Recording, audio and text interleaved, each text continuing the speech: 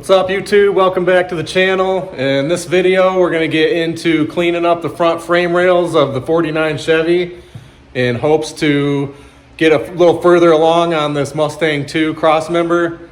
So basically what we're going to do is just clean the rails, get all that rust and undercoating off of them. There's a few brackets that I got to take off of it to make room, and there's a little bit of trimming on the actual frame rails that has to happen, and then we should be able to start mocking up the cross member in there. So first things first is just getting all that nasty old dirt, rust, grease, 80 years old nastiness off the frame rail, and then we can start making it look pretty. So let's get into it. So you guys can see what I'm talking about here. It's pretty gnarly in here. You can see we got to get a lot of this stuff cleaned out. I mean, the car's not rusty. I mean, it's surface rust, but for 75 years old, it's really not bad.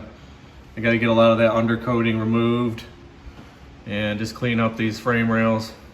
That's the bracket that has to come off. So we're going to be drilling out those spot welds, and that thing should pop right off there easily. There's one on each side. And that's about it. As you guys can see, it's really not bad for how old the car is. Chassis is pretty straight and solid. There's the Mustang 2 crossmember that it's going to be getting welded in. And we got to get that steering gear off there. None of that's staying. This thing's getting a rack and pinion that's going in here.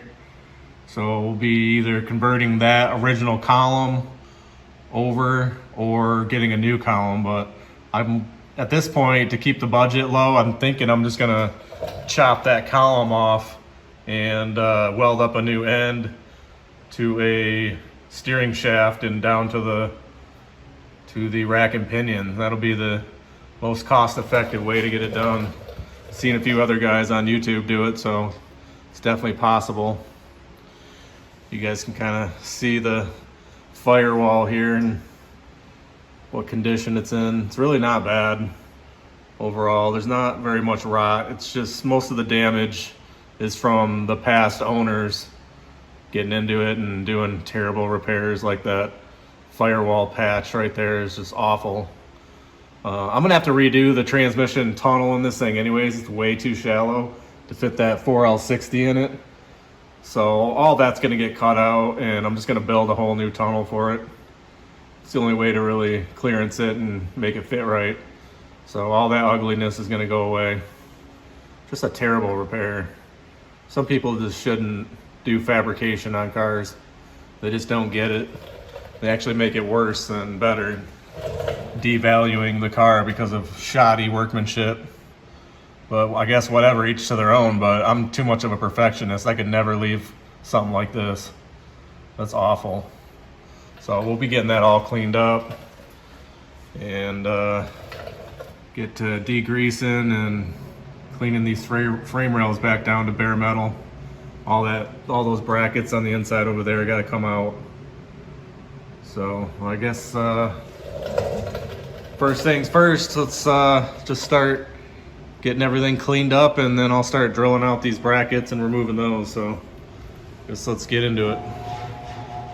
Just wanted to give you guys a quick before and after shot. Some detail of how old and greasy this thing is. It's just got many years of buildup in there. See how caked in everything is, and just piled with underbody coating and grease and dirt. So just wanted to give you guys a before shot, and then when I'm done cleaning this up, we'll go over it all over again, and I'll kind of show you exactly the difference between a 75-year-old nasty car and what it takes to get this stuff cleaned and kind of pulled back to where it's, you know, ready to start fabricating, cutting and welding, because all this is so disgusting. There's no way you could cut or weld or do any kind of clean work with any of this. So here it is, and I'll give you a shot when I'm done cleaning it up. We'll go over some of it.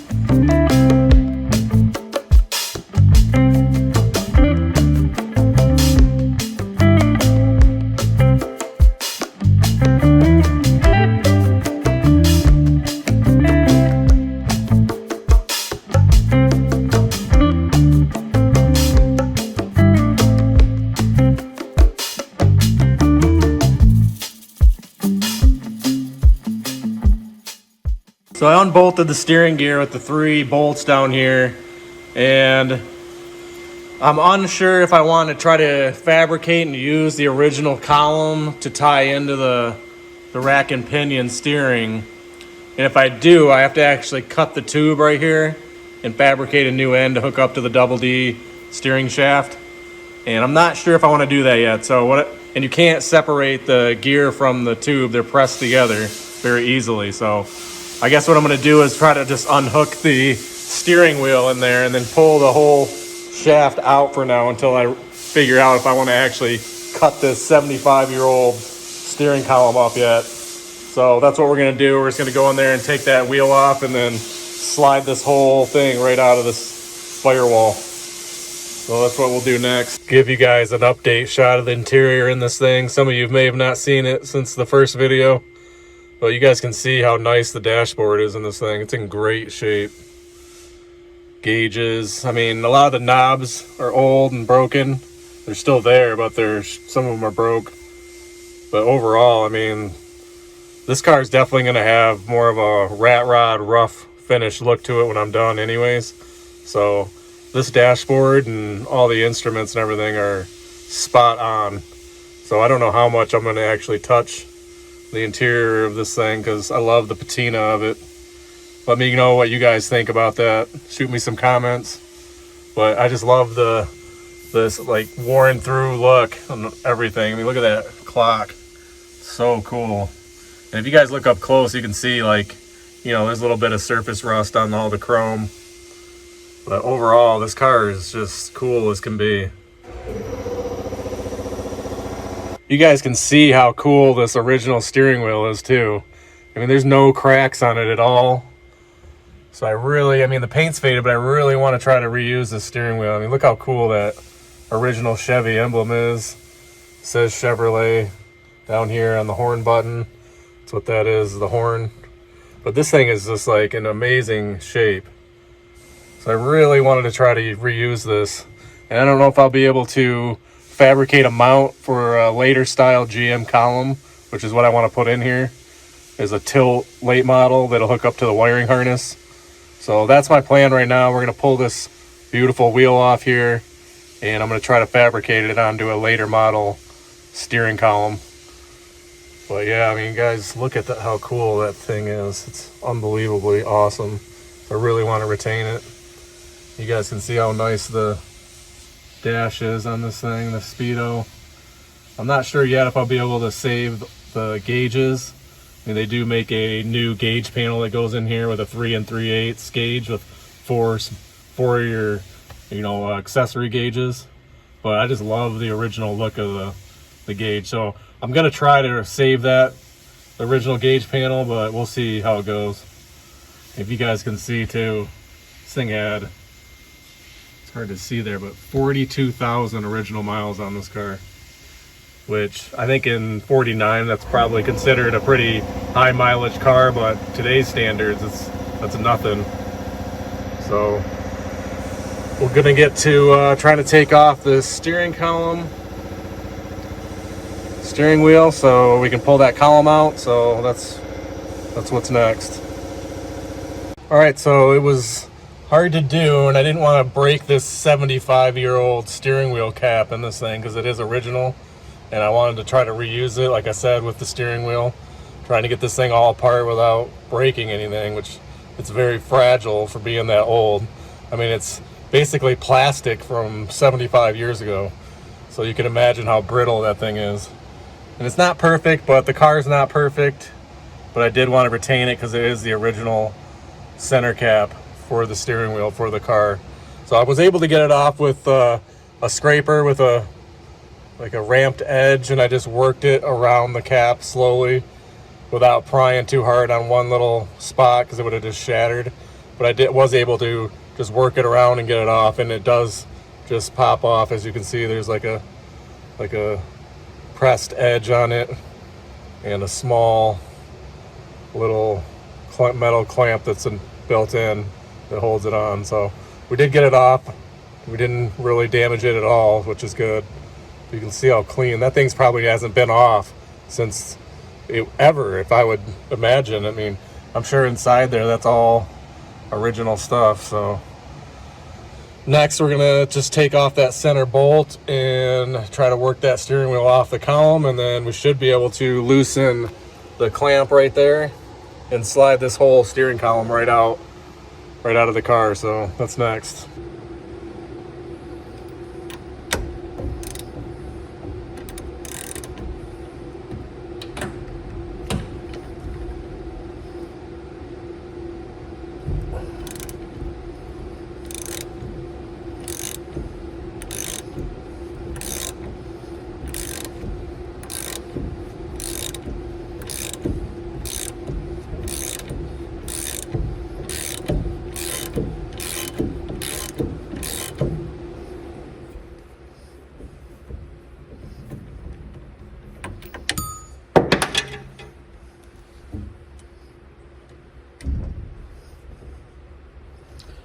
And I'm guessing that's not going to come off very easily.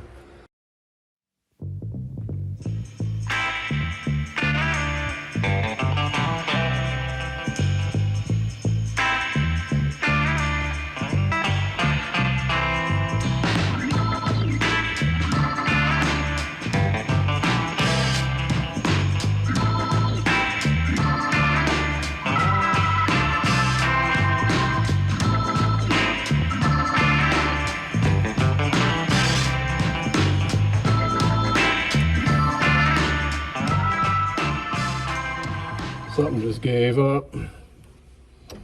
Hopefully, yep, there's the wheel.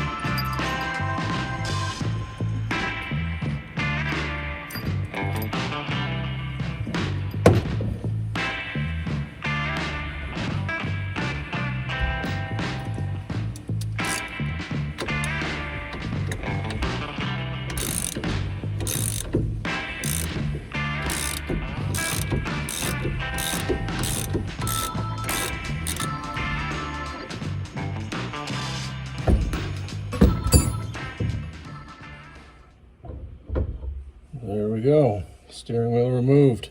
Steering wheel puller. There's the horn, original horn button.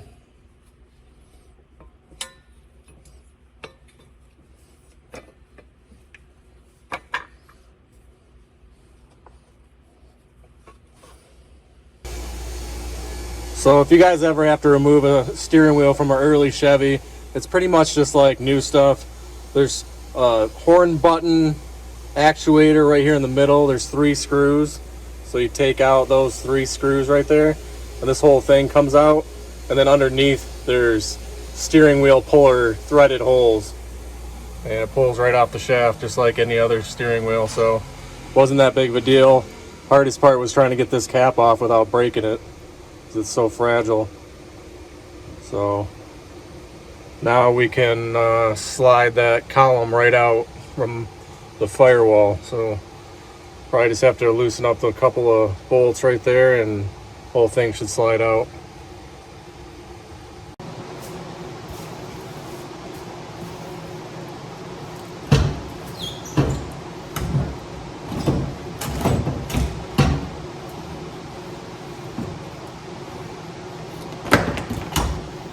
There we go, it's out.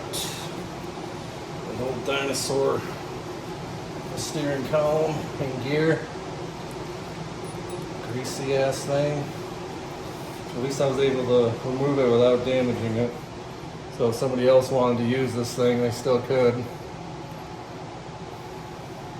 So we'll set that aside and maybe try to sell it.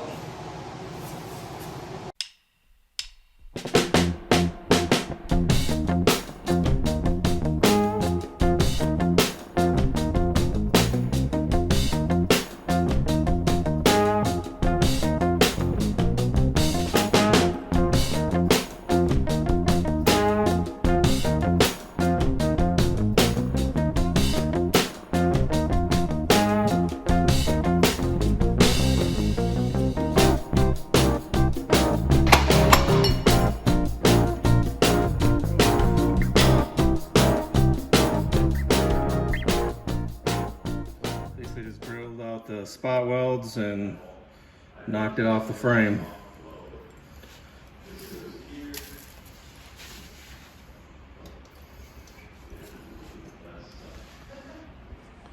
So now we just got to continue smoothing out this frame rail.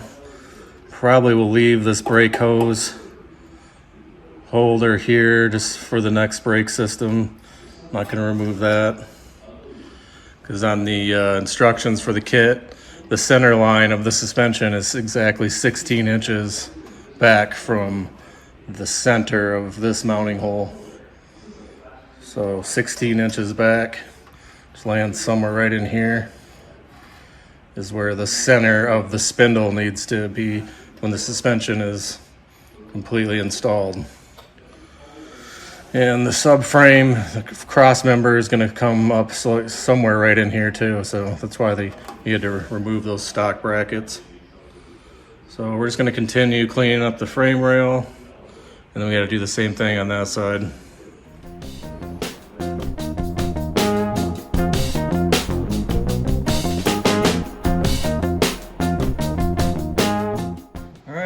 Both those brackets off, and I believe we got to take off those center inside brackets as well, so we'll be drilling those out, getting them out of the way because those are going to be in the way as well, so I guess that's next. Alright, you guys, I think that's going to wrap it up for today. I got a few things done. We got the steering column out, we got the frame rails slightly cleaned up, some of the underbody coating and a lot of the grease got cleaned up on one rail. We got a few of the brackets out, and we're just going to continue it tomorrow. Hopefully tomorrow we can finish getting the inner brackets out of the frame rail, and then it'll be stripped enough to, I guess, start mocking up the cross member, so give you guys a shot. So you can see the frame rails are starting to get stripped down. They're just nice straight frame rails now, no brackets on this side. And that's what you got to have to get the cross member to fit in there right. We still got to remove that inner brace, so just got to drill out those 4 spot welds. Same thing over here. As you can see, I started doing this one here. So we're going to continue it tomorrow. We got that outside bracket off, and we're just again trying to get these frame rails nice and stripped back for that cross member to sit in. We cleaned up some of this body mount over here. As you guys remember, it was just caked with body undercoating, so we got a lot of that dug out and cleaned up. As you can see, that's pretty rusty, so we're gonna have to get in there and get those bolts out and replace any of the rotten metal that's there that's thin, and then recoat everything. All this will get repainted and recoated with nice new paint. But yeah, that's gonna wrap up today, and we'll hit it up again tomorrow. So we'll see you guys tomorrow. Later. All right, you guys, it's the next day. We're gonna continue working on the frame rails. I just gotta get those few more brackets off and then start cleaning up just the scaly rust that are on the frame rails. So let's get back into it.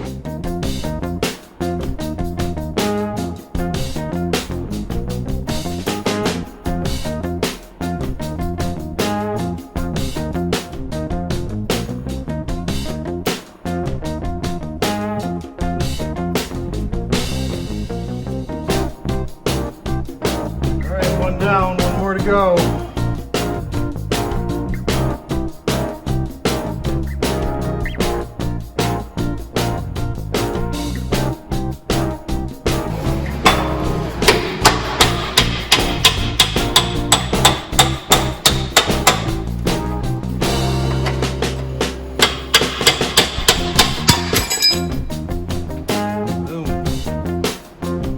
The other one. So we're gonna go ahead and remove this old 6-cylinder motor mount off here. Just unbolts from underneath. And then we're gonna cut this bracket off because obviously this thing's not needed anymore.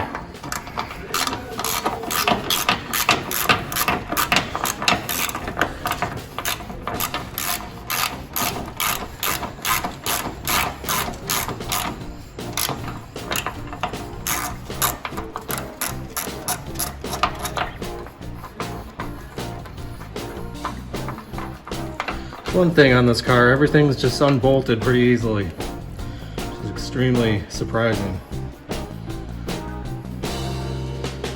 So we're gonna go ahead and just cut this off as close as we can to the rail, and I'll grind that smooth.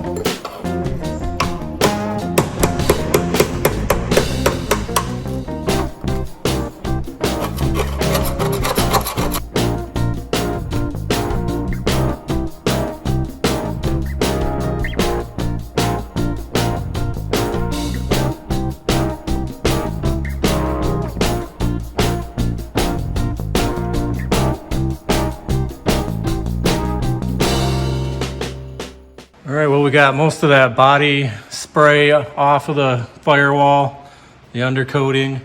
Got it all dug out from the lower firewall mounts, which I knew it was gonna be rusty under there, but it's nothing I can't handle. It definitely dealt with worse than that. We'll get those bolts cut out of there and put some fresh hardware in and replace any metal that needs to be replaced. And like I said before on my other videos, most of this gets cut out because the exhaust for the V8 has to go right through this area. So you end up trimming out all these firewall braces here, which is common on the V8 swaps for these cars. So that whole bolt and mount in that area is all gonna be gone anyways. I'll just have to clean up this area here on both sides. That'll all be gone. And I'll just have to clean up that area. But yeah, you guys can see the difference in what it did look like. All that nasty undercoating is gone on both sides. Just trying to get it stripped back to where I can get it down to bare metal.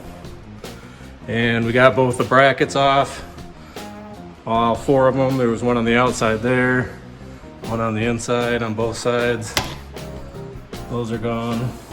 So basically we just got stripped back rails now that are nice and straight.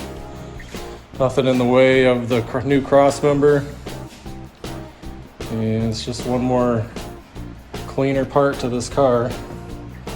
So I'm gonna clean up that nasty mess and start making a plan on getting that subframe welded in. But you guys are gonna have to wait till the next video because this was pretty much getting the frame rails all cleaned up and ready for that. So I'm definitely happy with the progress so far. It's going pretty well. And next thing you know, that cross member will be in there and I'll start mocking up all the suspension that will be hanging off there. So that'll be cool. It'll be nice to see some new performance parts going on this thing. It's definitely gonna bring the project along. It's kind of rough when you're doing these kind of projects like this, when you're just dealing with dirt and grime and basically the teardown process. It's no fun. It's probably the worst part, but you just got to get through it. And once you do, you get everything cleaned up and you start laying paint down and new parts, and it makes all your hard work worth it. But this is going to wrap up this video. Hope you guys are following along. If you're new to the channel, make sure that you subscribe.